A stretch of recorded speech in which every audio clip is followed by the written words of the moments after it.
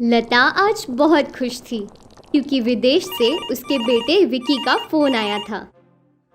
बेटा तू सच में अगले हफ्ते घर आ रहा है? ये तो बहुत अच्छी खबर है।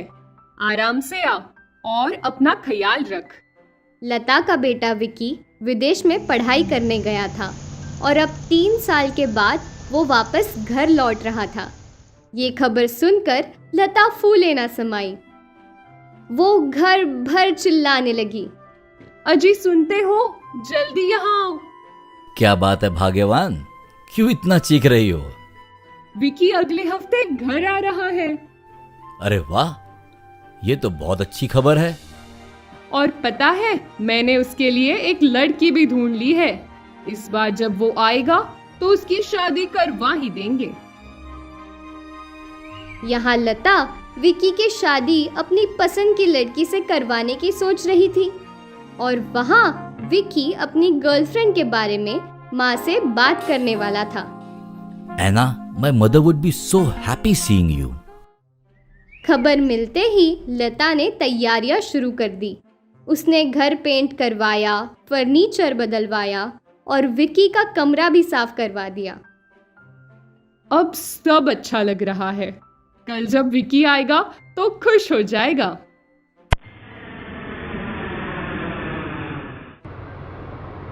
अगले दिन बेल बजते ही लता पूजा की थाली लेकर दरवाजे पे पहुंची। अपने बेटे को देख बहुत खुश हुई, पर विकी बार बार पीछे देख रहा था। हे एना, कम हियर। लता ने एना को देखा और वो थोड़ी चौंक गई। ये तेरी दोस्त है क्या? नहीं माँ, ये आपकी होने वाली बहू है एना। ये सुनकर लता को झटका लगा। साथ ही उसके बुने हुए सारे सपने टूट गए। लेकिन उस वक्त लता ने कोई बखेड़ा नहीं बनाया। विकी और एना घर आए और पापा के पैर छुए। खुश रहो, हमेशा खुश रहो। बेटा तुम लोग बहुत थक गए होंगे, जाकर फ्रेश हो जाओ। जी पापा।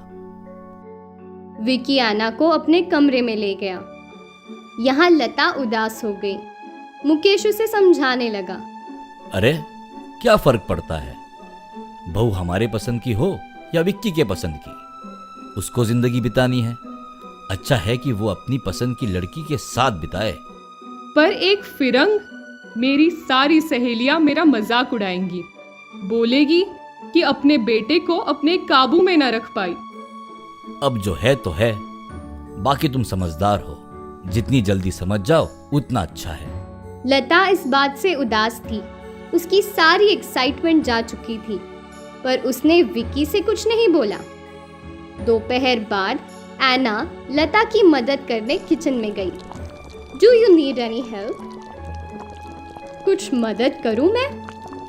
नहीं, मैं सब कर दूंगी। वैसे भी तुम्हें खाना बनाना वगैरह कहाँ आता होगा? मैं सीख सकती हूँ। अच्छा है, अब तुम्हें खाना भी सिखाना होगा। कोई नहीं, 1-2 दिन आराम कर लो, फिर मुझे ही तुझे सब सिखाना है। जाओ, विकी तुम्हारी वेट कर रहा होगा। ओके। इस रात जब सब सो गए तो एना जगी थी। May be wikis mother doesn't like me. यही सोचते सोचते जब एना ने खिड़की से बाहर देखा तो उसे एक चोरों की टोली दिखाई दी जो घर से कुछ लूट कर ले जा रही थी। वेट! एना खिड़की से कूद गई। उसने चोरों को रोका और उनकी अच्छे से पिटाई करने लगी। चोरों की चीखें सुनकर आसपास के पड़ोसी जग गए। जब सब बाहर आए तो अरे वाह बेटी, तूने तो इन चोरों को अच्छा सबक सिखा दिया। वैसे तू है कौन? ये मेरी होने वाली बहू है। लता को अपनी बहू की तारीफ सुनकर बहुत खुशी हुई और अब उसने अपने बेटे की पसंद की लड़की से कोई गिला शिकवा नहीं था, क्योंकि अब लता की सहेलियां लता की तारीफ ही कर रही थी।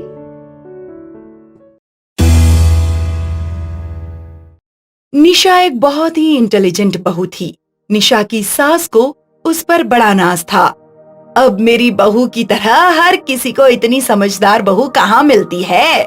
कमला, तुझे तो याद होगा कि हमारे पास मेरे पति का खराब स्कूटर था। हाँ, वही जिसे भाई साहब स्टार्ट करते करते थक जाया करते थे। हाँ वही। पता है मेरी बहू ने वो स्कूटर कितने रुपए में बेचा? कितने? पूरे 60,000। बाप रे! पर कैसे?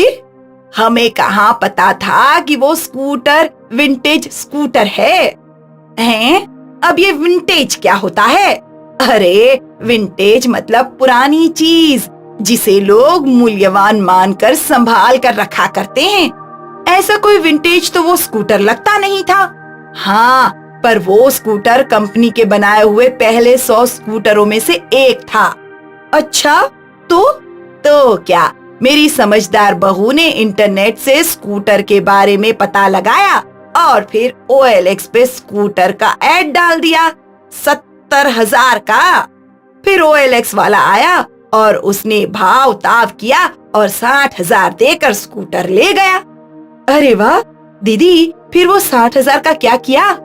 60,000 में एक ब्रांड न्यू स्कूटर लिया। अब कोई परेशानी नहीं। अरे वाह। इसी तरह निशा घर की जो भी चीज उसके काम की नहीं होती थी, सबका OLX पर ऐड डाला करती थी और बेच देती थी। निशा बेटा, मैं सोच रही हूँ घर में हमें AC लगवाना चाहिए। देख जरा इस पुराने फैन का क्या दाम मिलेगा। जी माँ जी, अभी बेचती हूँ। निशा ने उस पुराने फैन की फोटो भी OLX पर डाल दी। अगले दिन एक खरीदार ने निशा को उस फैन के बहुत अच्छे पैसे दिए। माँ जी, फैन बेचकर 7,000 रुपए मिले हैं। इतने में तो नया AC नहीं आ पाएगा। तो एक काम करना, OLX पे ही कोई AC ढूंढ ले जो अच्छा हो। कम से कम इस गर्मी से थोड़ी राहत तो मिलेगी। देखती हूँ कुछ मिल जाए तो। निशा अपने फोन पे OLX पे AC ढूंढने लगी। उसने बहुत सारे एड्स देखे, पर सब 15,000, 18,000 के थे। एक भी AC 7,000 में नहीं मिल रहा है। माँ जी, ढूंढती रह, कुछ न कुछ जरूर मिलेगा तुझे। निशा काफी देर तक OLX पर देखती रही और अचानक उसकी नजर एक ऐड पर गई। न्यू AC, वो भी सिर्फ 6,000 रुपए में। माँ जी, मिल गया। क्या? AC, वो भी सिर्फ 6,000 रुपए में? मतलब 1,000 की बचत। अरे वाह, जल्दी से फोन लगा। निशा ने उस नंबर पर कॉल किया। हेलो, आपका OLX पे AC का ऐड देखा। जी मैडम। आपने प्राइस 6,000 डाला था। हम खुद AC मैन्युफैक्चर करते हैं, इसलिए सिर्फ मैन्युफैक्चरिंग कॉस्ट लेते हैं। मैं कब देखने आ सकती हूँ AC? मैडम, हमारा मैन्युफैक्चरिंग यूनिट तो हरियाणा में है। तो मुझे AC हरियाणा से लेना होगा?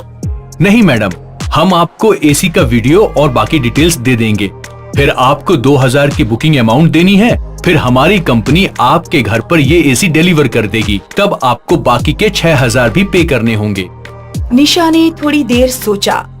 ठीक है, आप अपनी डिटेल्स मुझे भेज दीजिए। क्या ये आपका WhatsApp नंबर है? हाँ। कुछ देर बाद निशा के मोबाइल पर फोटोज और वीडियोस आए। उसने अपनी सास को कंपनी के बारे में बताया। अच्छा लग रहा है तो एडवांस दे दे। ठीक है। निशा ने एडवांस पेमेंट कर दी। फिर वापस उसी सेल्स वाले को कॉल किया, पर अब जब निशा कॉल करने लगी तो वो नंबर नॉट रीचेबल था। निशा ने कई बार कॉल लगाया। माँ जी, फोन नहीं लग रहा है। शाम को जब निशा का पति घर आया तो निशा ने अपनी पूरी घटना उसे बताई। अरे पगली, ऐसे कोई बिना देखे ऑनलाइन पेमेंट करता है क्या? तुम्हारे साथ फ्रॉड हुआ है। अब चलो मेरे साथ। निशा के पति ने पुलिस स्टेशन में कंप्लेन लिखवा दी। न जाने कब निशा को अपने पैसे वापस मिलेंगे। निशा की तरह बहुत लोगों के साथ ऐसे फ्रॉड हुए हैं। इसीलिए ऑनलाइन खरीदते या बेचते वक्त सावधान रहना चाहिए और किसी भी व्यक्ति को बिना चीज लिए पैसे ट्रांसफर नहीं करने चाहिए।